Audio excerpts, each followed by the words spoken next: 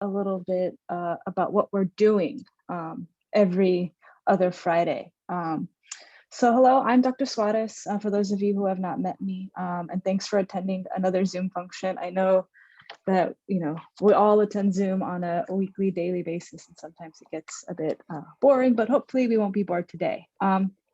So as Julian said, I'll be talking about Alfred Crosby's book, The Columbian Exchange, Biological and Cultural Consequences of 1492. And since it's a small group, I would love for this to be more of a discussion rather than me just talking at you. So maybe before I begin, we could introduce ourselves, because I think there will be opportunities for us to discuss things. So if we could all introduce ourselves, I guess I could call on people, and you could just introduce yourselves. You know, tell us your connection to the history department, and I guess why you're here. So, Dr. Chatterjee, would you like to introduce yourself? Yeah, I'm so delighted to be here, and I'm just happy people showed up for this event. And we have 9 fruit trees planted and half a hillside landscaped. And they gave us about 2/3 of an acre on campus. And so the work is going really well. And I'm so delighted to have all of you here today on Friday. Julian, do you want to just say who you are again? Sure. I'm Julia Mims. I'm a graduate student towards the end of my program, but I have lots of interest. You know, I started in ancient history, which I'm still sticking with, specifically Greco-Roman, but I have recently become very interested in environmental history and trying to find new ways to approach history from different time periods with an environmental focus. So I'm very grateful to be part of this group and to be, involved in the work. And so I'm just very excited to see where this project goes. Thanks. Graham? Hi, my name is Graham. It's my first year as a master's student in the history program here at Cal State LA. I reached out to, I can't remember if it was you, Julian, or Dr. Chatterjee, when I started working for an organization called Tree People in Los Angeles through AmeriCorps. I work with their community organizing team. And I saw some overlap in terms of what our organization is doing and what this group is doing. So just looking for ways to collaborate. And I've always been a big lover of the outdoors and gardening at home. So that is it's a personal interest, not academic, but this group is really awesome. And I'm sorry if I missed some of the last meetings. I just haven't seen them in the Microsoft Teams. I'm not sure if we're still using that or not, but anyway, I'll pass it off to Chris. Hello everyone, happy Friday. So my name is Christopher. I'm actually a first year graduate student at Cal State LA. I'm actually part of the group as well. Thankfully, Dr. Chatterjee was able to include me into this group. I was able to work with Dr. Chatterjee a lot during my undergraduate. So this was the perfect opportunity for me to, continue to work with Chatterjee, but also get an understanding of just how to create these online databases, just make our sources more accessible. So that is something that's definitely a big component of our group that is beneficial to me so far. And yeah, just learning about Los Angeles agriculture and just its history, being an Angelino. I'm very interested in it. It's always, I would say, influenced my life in a way, just the agriculture of California and Los Angeles. And yeah, just I'm excited to be here with everybody and hear Dr. Suárez's presentation. So thank you. Diana, would you mind introducing yourself? Sure, I'm Deanna. I'm a first year graduate student in the history graduate program. I heard about this through the emails sent to the department, and because my focus is South America, culture, commerce, class, race, So this sort of sparked my interest, but really intrigued by the whole group that exists around here. Happy to be here. Cool. Nice to meet you. Nice to meet you. Jerry, would you introduce yourself? My name's Jerry Cisneros. I'm wrapping up my coursework for the master's program, history department, and so I'll be doing 5940 next semester. I thought the topic was interesting, and I wanted to hear Dr. Suarez pitch it. It is interesting. I was interested to hear about the environmental history part. It is interesting to me now that I've heard a little bit about native plants. It just sparked my interest because I'm a hiker and I do native plant identifications just for my own my own curiosity. So I'm looking forward to hearing about it. Thank you, Jerry. Clau? I'm not sure if I pronounced your name correctly. Hi, how are you? Hi, everyone. My name is Claudia Cepeda. I'm a history major. This is my last semester in the department, and I am currently applying to a graduate program in Latin American Studies. So I was really interested in hearing this talk, the Colombian exchange, and similar to Christopher, I've been getting really into the Los Angeles lately. So yes, and also environmental history has been kind of like circling around in my head since I took classes with Professor Chatterjee and Angela Vergara. So I'm trying to, take my baby steps towards learning more about it. And thank you for having us here. Nice to meet you. Jose, would you like to introduce yourself?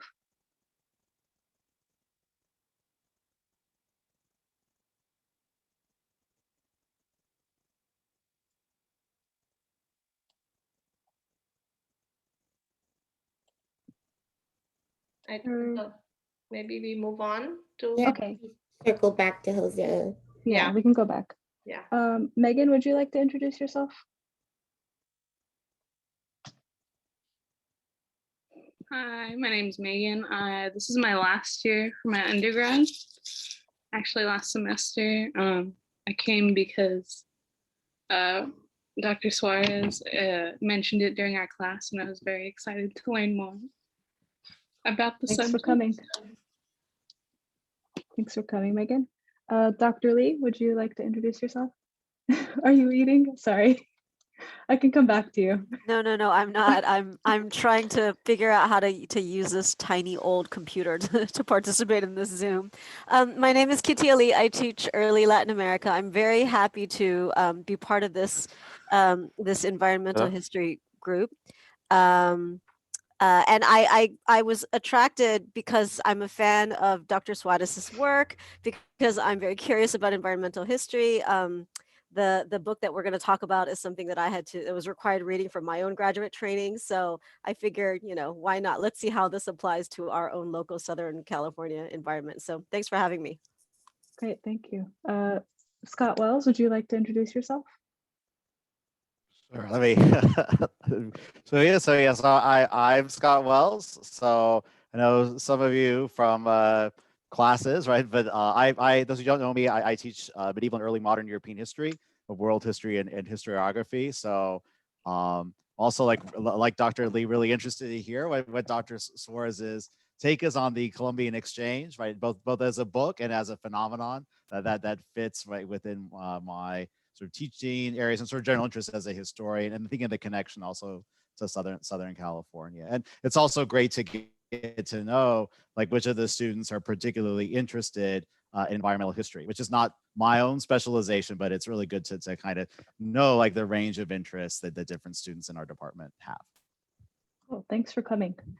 And last but not least, Dr. Martina Asgari, would you like to introduce yourself?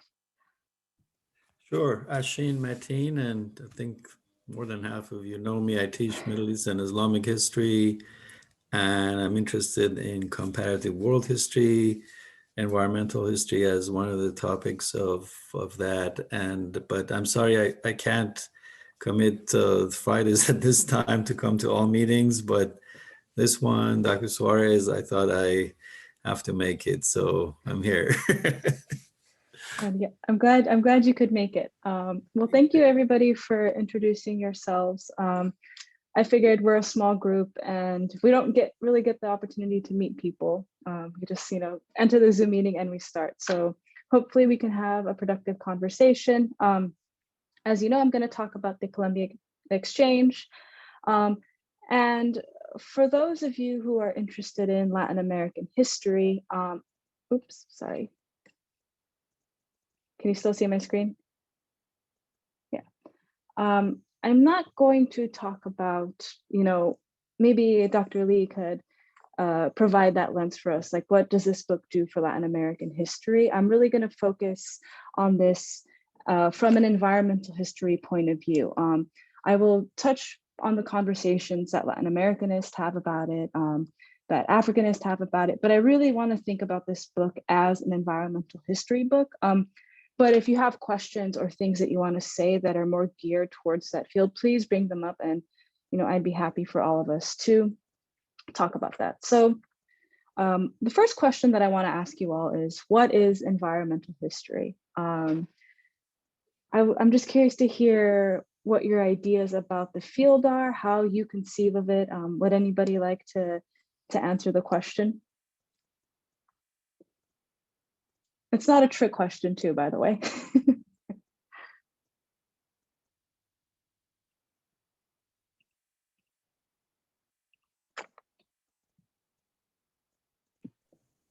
Well, sorry, go ahead. Go ahead, Julian. I thought no one.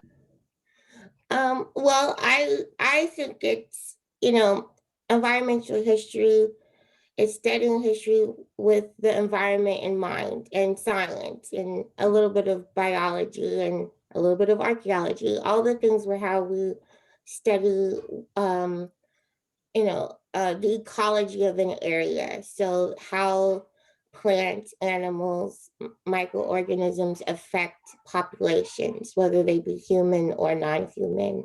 And so to me, that's a bit of how I'm understanding environmental history, is how all these things work together to create a larger picture of civilization. And so that includes water, soil, what people eat, maybe disease pathogens, those types of things. Excellent. Thank you, Julian. And I think you got kind of to one of the things that I want to get at in this talk, is that environmental history, sure, it's the study of humans and nature interacting and influencing each other, both nature affecting humans and humans affecting nature, but it is such a broad topic. Julian listed water, animals, pathogens. It's this really broad field that, allows us to answer big questions about society, about the resources that we use, and about the places that we live in. So I just wanted us to sort of think about, this is an extremely broad field, and we can do a lot of things, and you can study a variety of things, different time periods, different continents, multiple continents. You could even study things that don't leave behind traditional archival resources. You can study water. So I just wanted to sort of, get that out there. And the reason why I wanted to get that out there is the invention of environmental history is pretty recent. It studies the relationship between nature and all of its multitudes and humans, but it's a recent field. Environmental history emerges in the 1970s and 80s. And that might seem maybe weird, because I think at this point, all of us are primed to think of environmental history when we think about things like the American Revolution or the Atlantic, the Christopher Columbus discovering Americas. I think we're always thinking about environmental history now, but it's only really 2 generations old in terms of thinking of history. And it really kicks off in the 70s and 80s because of other things that are happening. And I'm speaking within the US context, in the world, the New Left, protest movements, a growing environmentalist movement. So the invention of environmental history is really a response to sort of social phenomena and social problems that are happening. And in 1972, we have 2 fundamental texts. The first is Roderick Nash's American Environmental History. a new teaching frontier where Nash really grapples with, we have to start thinking about the environment as an agent that is acted upon and acts upon human beings. And we also have Alfred Crosby's The Columbian Exchange, Biological and Cultural Consequences. So these two pieces of scholarship are really fundamental.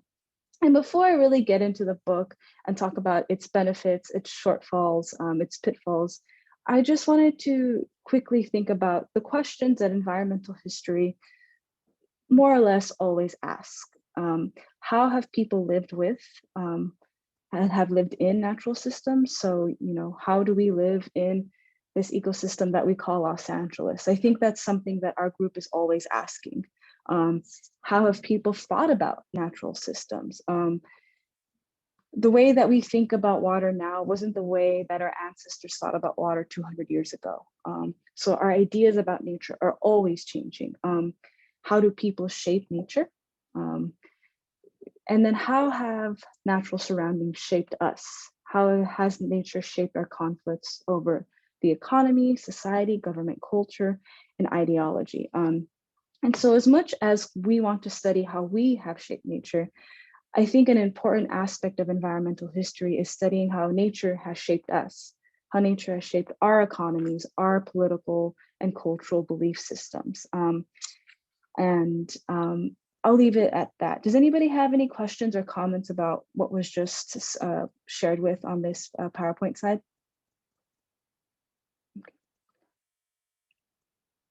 So the importance of, go ahead, sorry. Do you want us to just keep interrupting you and asking questions? Yeah, that's great.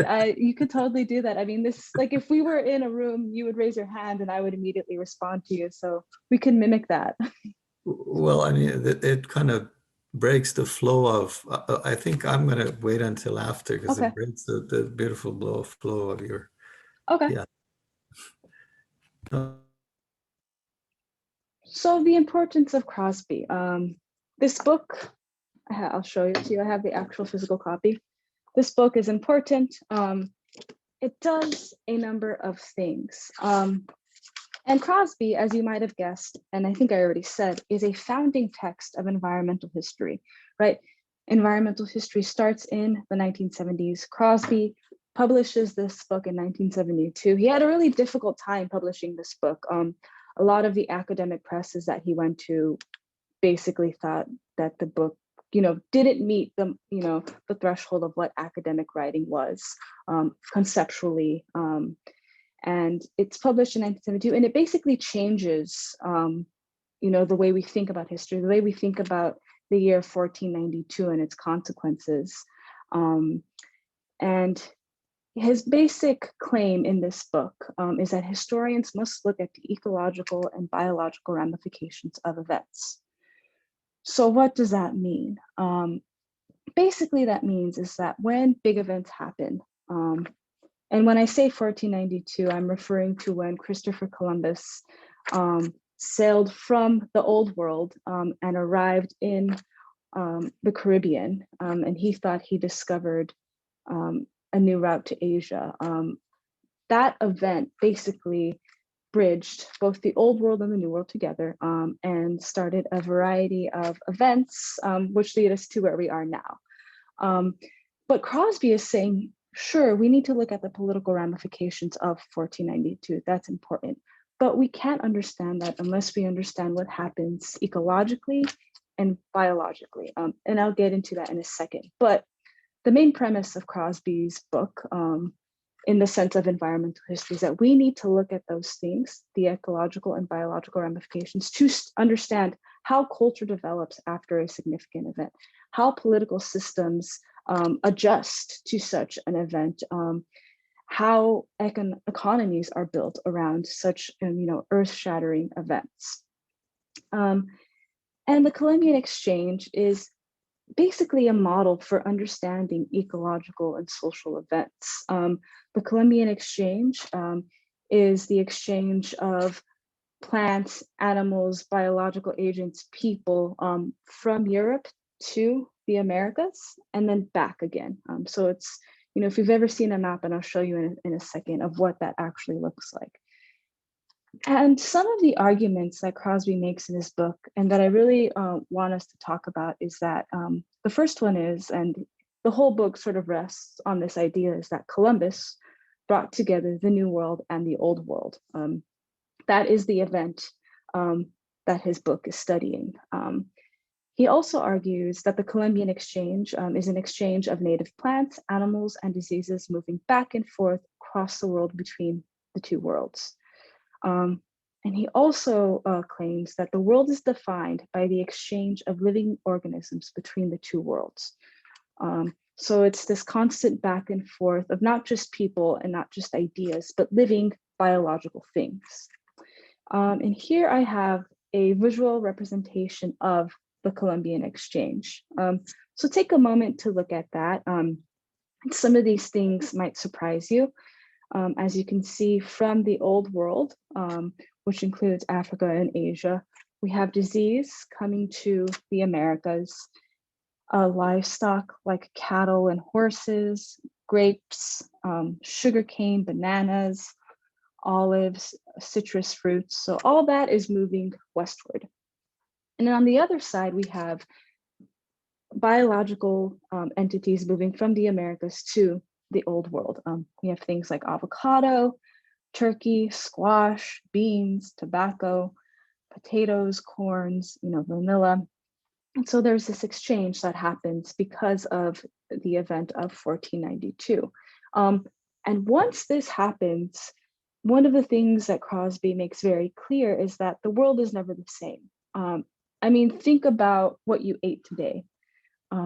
One of the things that my partner and I like to do when we're camping is, is this an Old World crop or a New World crop? And it's kind of funny because sometimes you get stumped. When we were having lunch, I was putting garbanzo beans in my salad. I was like, are garbanzo beans Old World or New World? They're Old World, in case you're wondering. But, part of what Crosby is saying is that there was this exchange, this continuous exchange, and the two separate worlds have become one. I eat garbanzo beans on a daily basis. That's a ramification of this event. If you think about, the potato famine in Ireland, that wouldn't have happened without this Columbian exchange. So that's just a visual representation of that. I know that we don't want to ask questions, but does anybody need anything clarified? Okay, great. And so here is the chapter breakdown of the Columbian exchange. It's 6 chapters. And in chapter 1, Crosby talks about the similarities and differences of the Old World and the New World before 1492.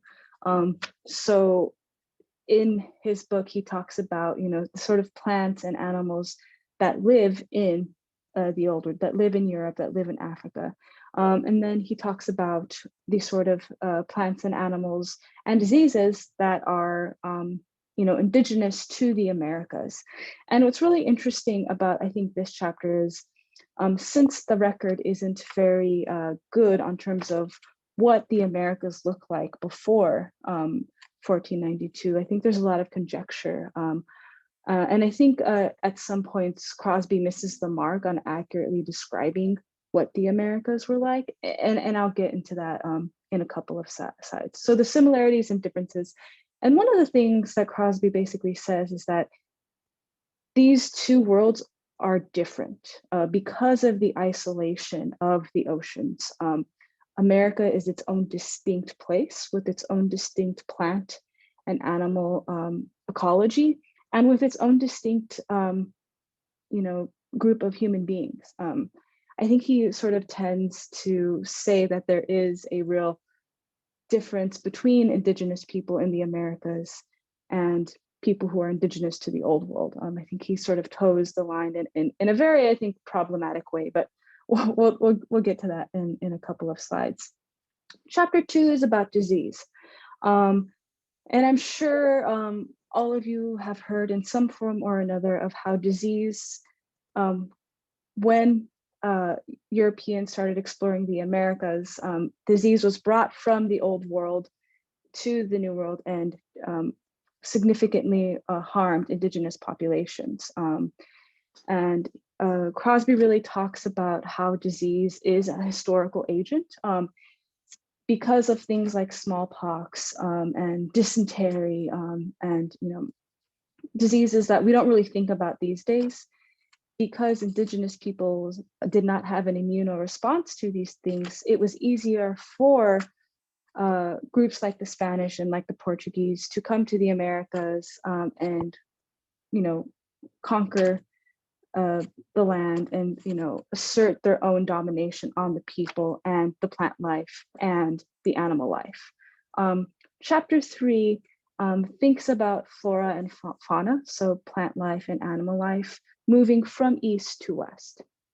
And so one of the things that Crosby really argues is that when Europeans were in the Americas, part of what they were trying to do was to transform the Americas into something that looked more European in terms of agriculture, in terms of what shows up on your dinner table, in terms of what animals you use to do farm labor to move from one place to another. So chapter 3 is Crosby really trying to show the reader that part of the mission of conquistadors and settlers and colonists in the Americas was to make it into something that fit their worldview, ideologically, nutritionally.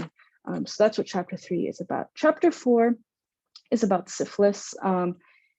And I did some research on this chapter too. In the preface to the 2003 printing of this book, Crosby himself says, I think the research that I did for this book really doesn't stand the test of time. And I think if you were to read it, you would probably think so too. That's one of the things that happens when you read books that are, I guess, almost 50 years old, is that sometimes the research is outdated. And when it is scientific research, odds are it will be outdated. So I'm not really going to engage with chapter 4 because the research is outdated and I'm not qualified to talk about syphilis research.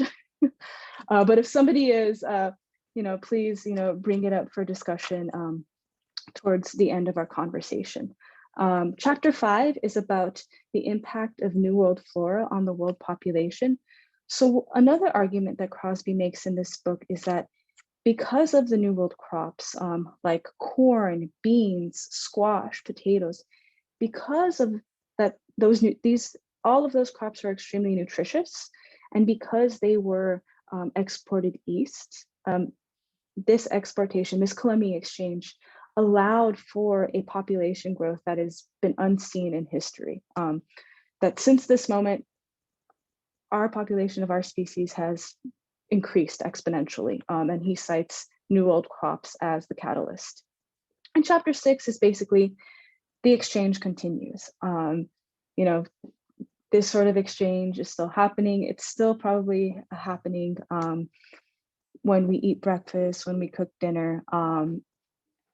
So it continues to happen. And one of the things that Crosby cautions against is because the Columbian exchange continues to happen, we're harming the biological diversity of our plants, of different species. And he kind of, gives a warning that things like epidemics, which we'll talk about towards the end, will become more severe. So he does, in a way, I think, praise the Columbian exchange for what it has done for human society, bringing two worlds together. If the purpose of our species is to continue to increase our population, then that's also successful. But he does warn his readers about the possible downfalls of the Columbian exchange. And so now to the problems with Crosby. I kind of hinted to this when I went over the chapters. It is an old book. It does read like an old book. It is a product of its time. However, we should point out the problematic things in this book. And so one of the things that I really struggle with when reading this book is the treatment of Indigenous people. And I think one of the benefits of environmental history is that environmental history seeks to, I think in a way, give agency to multiple groups of living creatures, whether those creatures be of, different races or even animals. So I think, Crosby's book is one of the first iterations of environmental history, and the group that gets the most agency in the reading of the sources are European men. Women do appear in this book, but only in the chapter of syphilis. And Crosby basically says, because of the emergence of syphilis, men were less likely to trust their sexual partners. And so that's sort of, the treatment of women in this book. But to the treatment of Indigenous people, Crosby treats them as flat characters. I think in the sources that he had and the moment he was writing in, there is no before 1492 moment.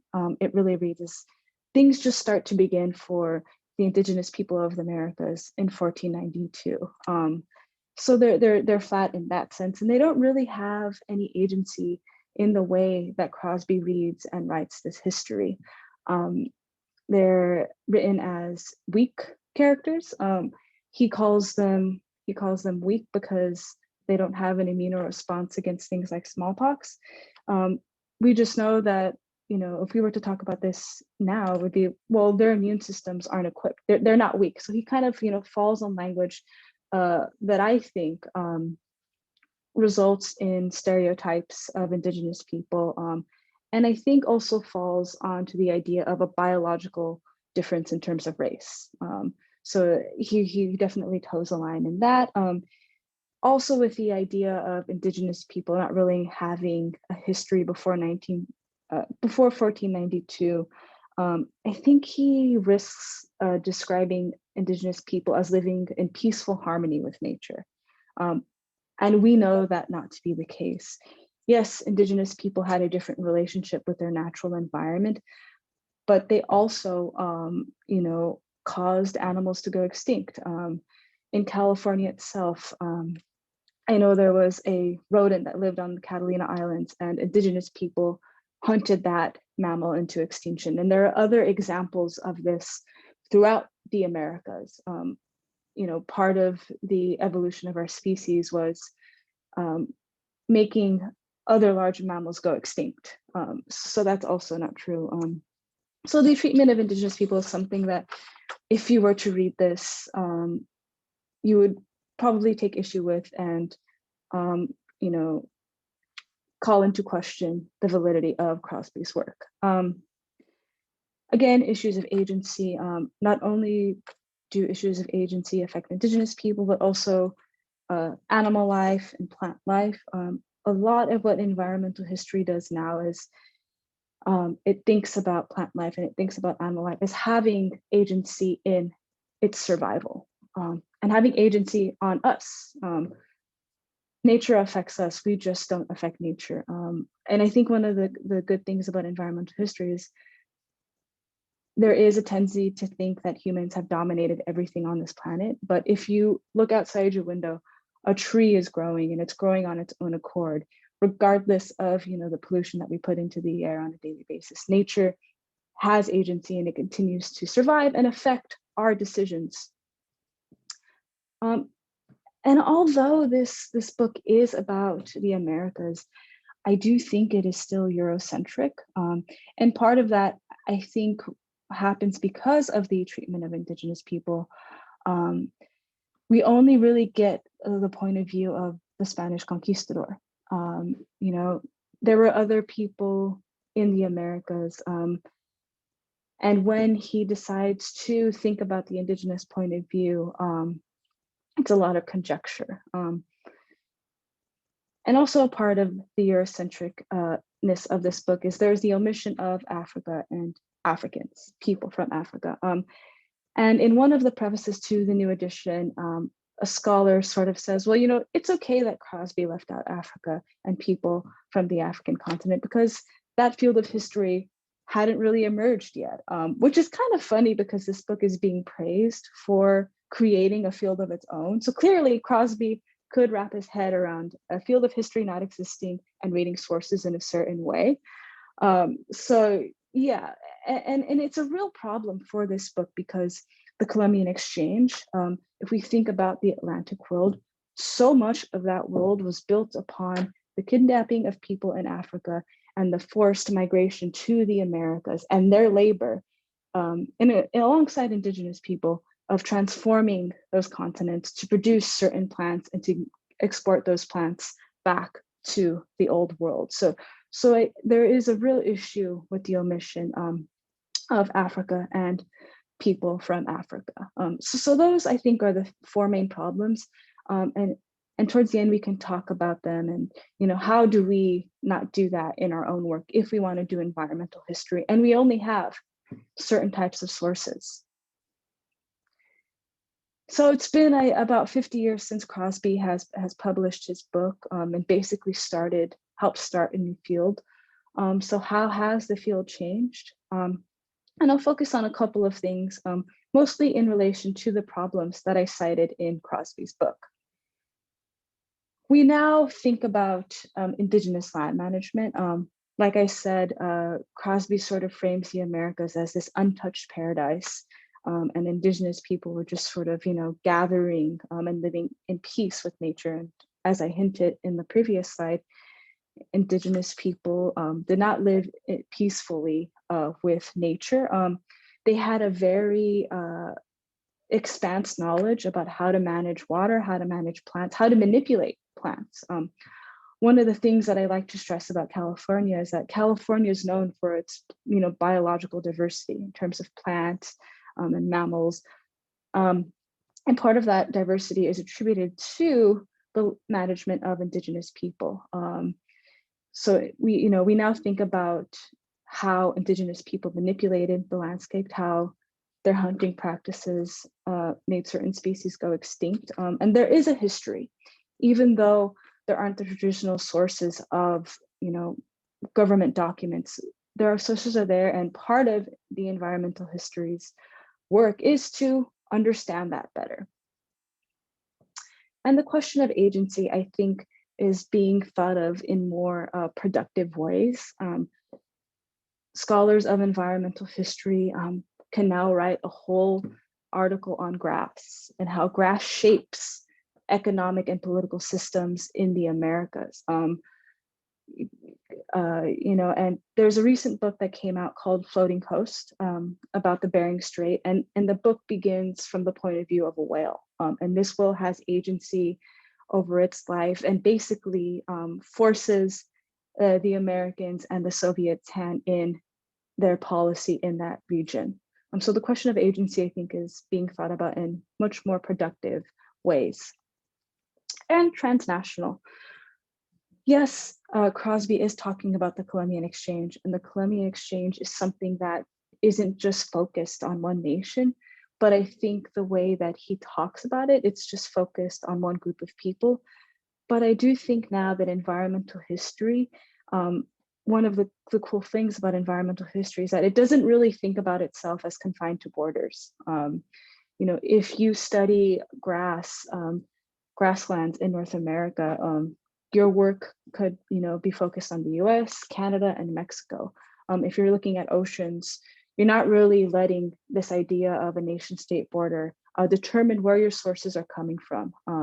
So I think environmental history really allows scholars and encourages scholars to move beyond thinking of the world and thinking of culture as nation bound. So I think, these are the three trends that have happened since Crosby. And so I want to look forward, and I have two questions for discussion. But before I do that, did anybody have anything that they wanted to ask or comment on about Crosby and his book, The Columbian Exchange? So Camille, I just want to jump in for the students and say that the 20th century is an aberration that we didn't have to deal with environmental history, but all histories before that took environmental history very seriously because human populations are very contingent, right? Mm-hmm. And transitional, and people died, and earthquakes and famines. And so modernity created this weird moment of blindness where we could be indifferent for a very Mhm. brief moment to the environment, right? And so Mhm. what's happening in Texas now is a harbinger of things to come. And Mhm. so I think we risk not studying environmental history at our own peril. And this has to do with the way modernity constructs our identities as if we don't need nature. I mean, that's part of the biggest illusion of modernity, I think. Mhm. Yeah, and I think that's, one of, the benefits of environmental history is, forcing us, the scholar, the researcher, and the reader, to think of ourselves as, within nature. It's not something that's peripheral to us, and it's not something that we can really control. Like you said, Dr. Chatterjee, I think our species has probably tried to do that for the 20th century, and now we're dealing with those repercussions.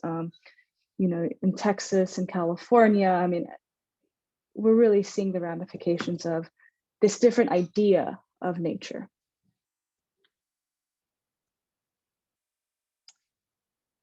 Any other questions or comments? I'm not familiar with the book, but I'm curious if he thinks beyond the Columbian exchange to other exchanges that have happened, like across the Indian Ocean and other places. Does he make those connections, or does he kind of focus on the Americas in particular? Yeah, and correct me if I'm wrong, anybody, he really only focuses on the Americas. And that was one of the things that was really frustrating to me, because he doesn't talk about the Indian Ocean. And that's also why I said it was very Eurocentric, is because he's only focusing on, the European to the Americas and back. And there are things that we can look at in India, on the African continent, in Asia, that have happened and were happening that he doesn't really deal with. And so that was one of my problems with the book. And not to mention that people who were forced to migrate from Africa to the Americas also brought plants and also brought ideas of land management and animal rearing and ways of being with nature with them. And those affected the Columbian exchange and how, the Americas changed and the world changed at that point. And, he doesn't even, deal with that. And people from Africa also brought issues of soil management and Mhm. soil science, which is so crucial to understanding the tropical lowlands, right, of the northeastern seaboard, where the Europeans simply didn't know how to work in those soils. So there's much of modern soil science. They're discovering now that there's so many African-American scholars from Washington Carver onwards who created soil science as a discipline in the United States. Yeah, exactly. Thank you, Dr. Chatterjee. Any other questions for me? If not, I can ask you all a question. I have a question. So I've heard a lot about the exchange of diseases, but it's always depicted as a kind of one-way movement of disease. And I'm wondering, does he touch on that at all, regarding the reasons why that was only a one-way sort of phenomenon? Is that because of urbanization in Europe or certain other factors? Does he touch on diseases that existed in the Americas prior to the arrival of Europeans? Is there anything about that? Yeah, that's a really good question. And he does deal with your exact question in his book. One of the things that he's trying to do with chapter 4, which is about syphilis, is say that syphilis is an American disease from the Americas and that it, goes to Europe and affects the population in that way. But he also talks about other diseases that are, native to the Americas. And he's asking the question, well, why didn't these, travel east? Why didn't they affect the European populations as much as European diseases affected the American population? And part of what he says, it's that these diseases are so climate specific that, even if they were in somebody's body and they went back, across the Atlantic Ocean, the disease couldn't take hold. So it's a climate argument that American diseases are so climate specific that they really couldn't cause epidemics in the old world. And if I can jump in, Graham, the European population had been halved by the Black Death, right?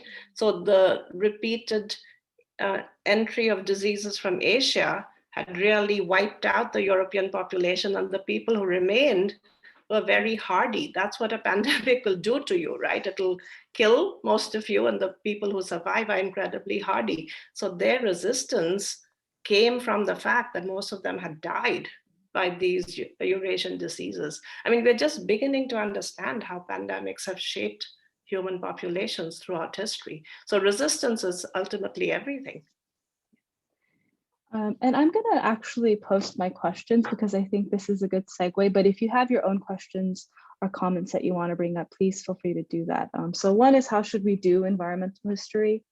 Which I think is one of the questions that our group is working with and grappling with on a daily basis. But then the other one is, how will humans write about the COVID-19 pandemic in 500 years? Speaking of pandemics, definitely has changed how we function as a society. I mean, I'm talking to you through Zoom, but I just thought it would be interesting to think about, we've just discussed this history that is trying to make sense of a pandemic. And how do you think humans, if we're still around, will think about it in 500 years? And Dr. Chatterjee also mentioned what happened in Texas. So I think there are, very real things that are similar to what happens in the Columbian exchange that, we can think about, well, how do we think humans will write about them? How would we want humans to write about them? What sort of sources should we use? What sort of questions should we be asking?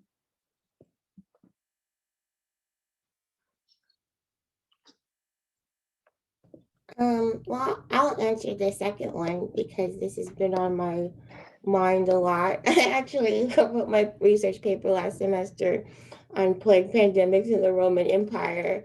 And I brought up this question, kind of in the intro of my paper because, our media likes to focus on the kind of consequences after the fact of, this is how it affected the economy, this is how it's affecting already aggravated political issues and social issues, and a pandemic is kind of exacerbating things that maybe we ignored. But there's still very little talk about why we have COVID-19 in the first place, what has been happening to the environment that would allow this to, a pathogen like, SARS-CoV-2 to enter our population. And then very little emphasis on science and people's awareness of how important that is. And so, part of what I was arguing for is that, yes, political, social, cultural issues are important. But if we as a society can't acknowledge the underlying problem, which is our relationship to the environment, then we've learned nothing and we will continue to learn nothing. And these things will just keep happening.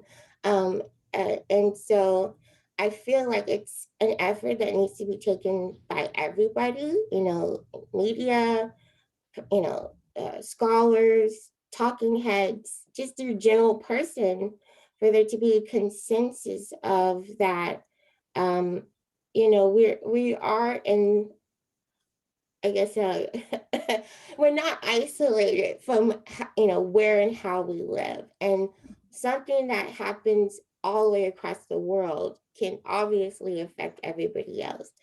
And one of the things I was going to bring up earlier as we were talking was, hyperglobalization, how these things are traveling, now as we're even more interconnected with flights and, trains and, how we import, export things. These things have easier ways to enter, new populations.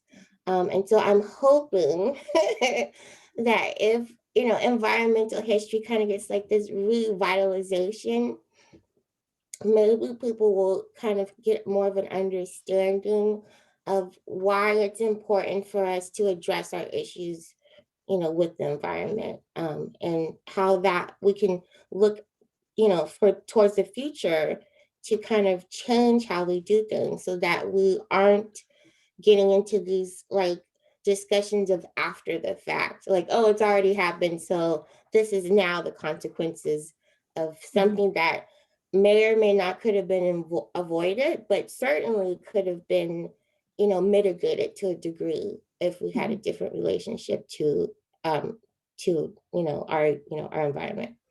So yeah, the second question's been on my mind a lot lately. Yeah, me too. I don't know if anybody watches John Oliver. And this past Sunday, he basically, I think saying what you're saying, Joel, and like we're going to have more pandemics, and the reason we're going to have more pandemics is because how we treat the environment. If anybody finds that link, feel free to drop it in the chat. I think he does a really effective job of showing, how this problem was created, and what we're not doing, and what sort of ramifications that has on our global society. I also want to add that climate change is we're not going to reverse this, and that's asking the wrong question, right? I mean, the beginning of the solar system was around in climate change. We can adapt. Right? I mean, some part we read this wonderful book in sub-Saharan Africa, 50,000 years. His tribes have survived with almost zero rainfall, right? So adaptation only happens when we understand our environment. You cannot adapt to what you do not know.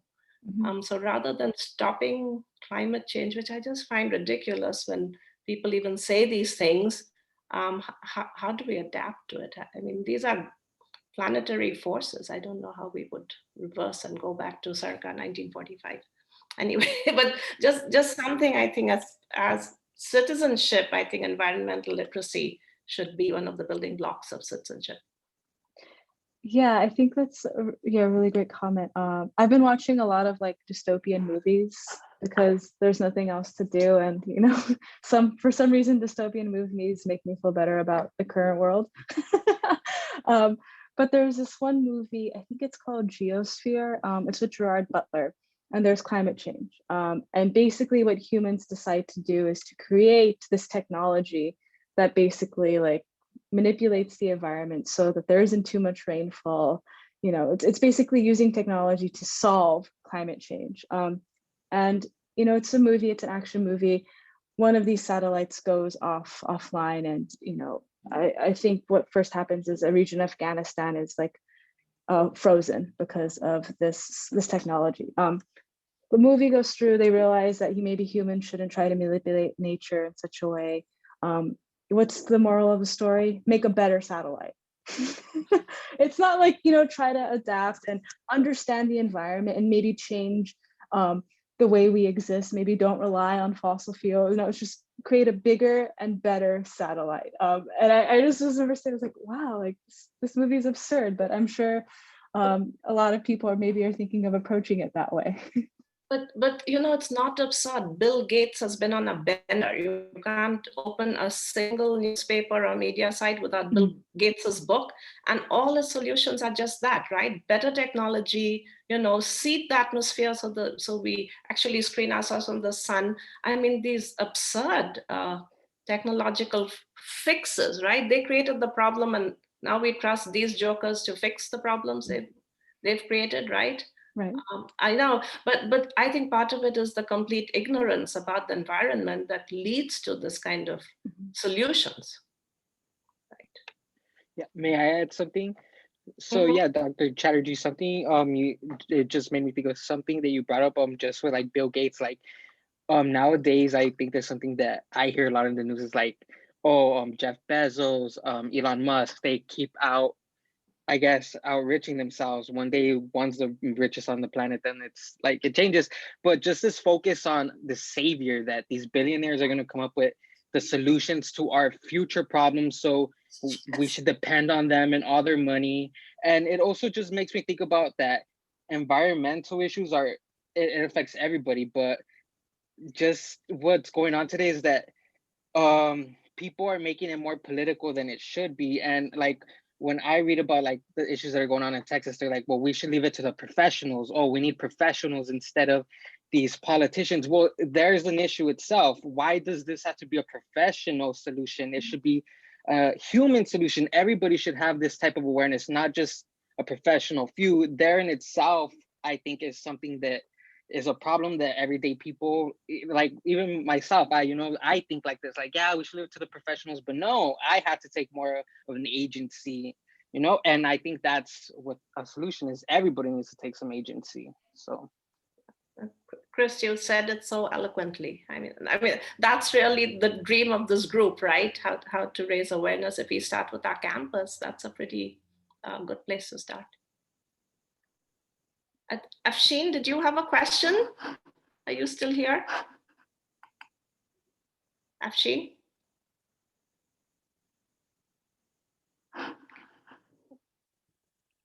I'm going to stop sharing just so we can have more of a discussion without the PowerPoint. That was a great talk, Camille. But wasn't that so beautifully laid out? Thank you. Yes. Let's do a round of applause for Dr. Suárez for volunteering her time. Afshin, did you have a question? Oh, well, just a quick comment, just following up on what Chris said.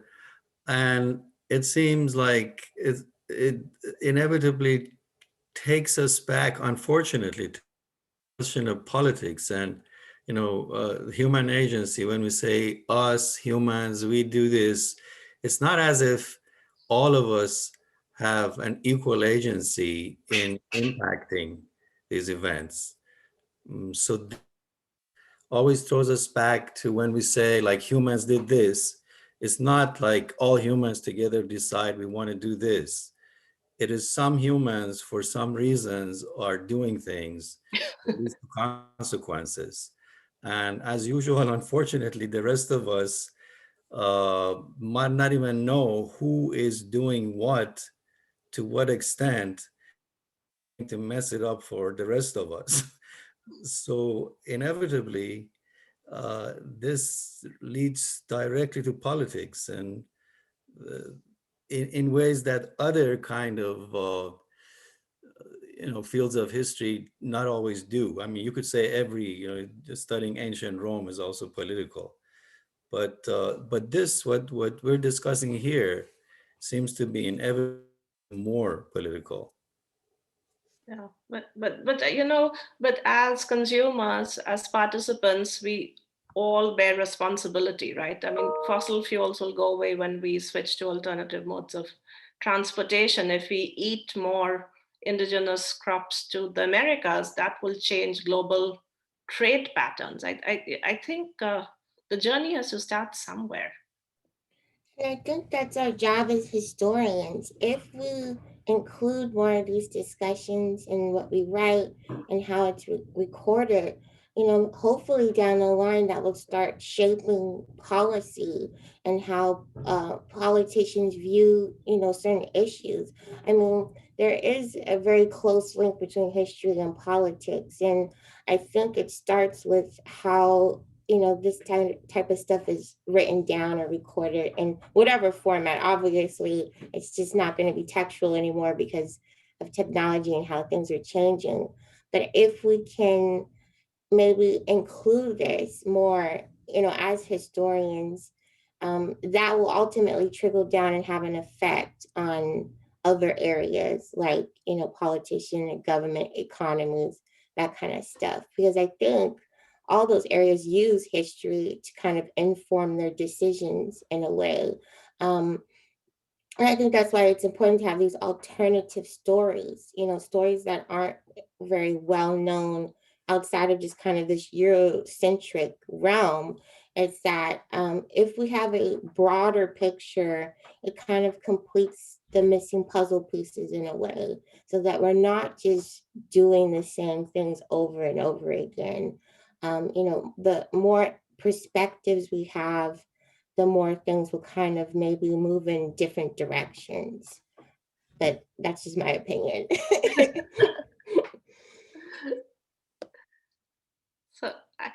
I'll just end with one story, a recent discovery. And most of you know I'm a passionate gardener. So you know the California poppies, right? Which is so much a part of our landscape. Well, I made a discovery, and don't you go forage any California poppies on federal or state land. But I was doing a little research, and turns out that the California poppy is a non-addictive pain reliever, like the real opiate, which is very, very addictive. So this is non-addictive, but it relieves pain and helps you sleep. And now I'm wondering how smart the indigenous people were, that our hillsides are I believe, I've read descriptions when the Spanish came, they saw these hills of gold, right? And they'd never seen anything so beautiful in their life.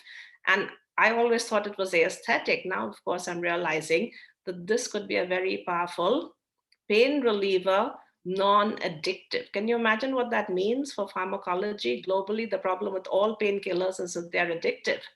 So this is a non-opioid opioid, right? And so knowing your environment has so many beneficial results. I was so blown away by that piece of information. But as I said, don't anybody go and forage. Our hillsides are too fragile.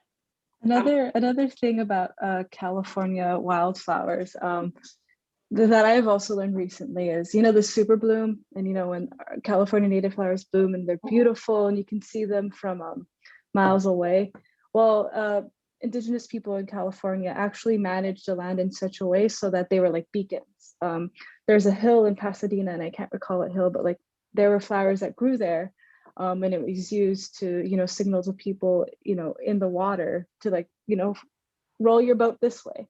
So, part of those things that we think are natural, and I can find the source if anybody's interested, but there's manipulation of nature right there used to, signal to other human beings that this place is important and that you should, come this way. But now we sort of see it as something that is just, oh, nature happening and it's beautiful and let's take a picture and post it on Instagram. But there's this, this history that's behind it that is, caused by human action. I know we are running out. That's a great story, Camille. Please post it to chat. But I know we are running out of time, and just want to say thank you guys for coming. And whoever wants to say a little more, people. That was such a wonderful job. It's nice to see you. Thank you. Thank you. Bye. Thank you to Dr. Camille Suárez and Dr. Choi Chatterjee for having us. It was very interesting. Do you have, from my understanding earlier, do you have recurring meetings about environmental history? Yeah. Is it on a weekly basis? Is it? We meet every 2 weeks, Claudia, and and if Jolyn, maybe there's a way we can share I think Teams is getting hard, Graham. Should we just send the Google site link? Yeah, I'm gonna oh, hold on, sorry. I'm gonna put the link in the chat right now. Okay, so Claudia, look at the Google site, and we usually post which day we're going to meet and what we're going to discuss, and very welcome to join us.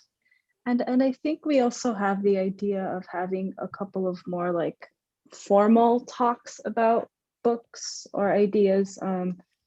I would be happy at some point in the semester to talk about other books and things that are more California oriented. So if you just want to sit and hear about environmental history too in this sort of model, I think we're going to do more of that too, as long as my schedule permits it. But I think that's the plan.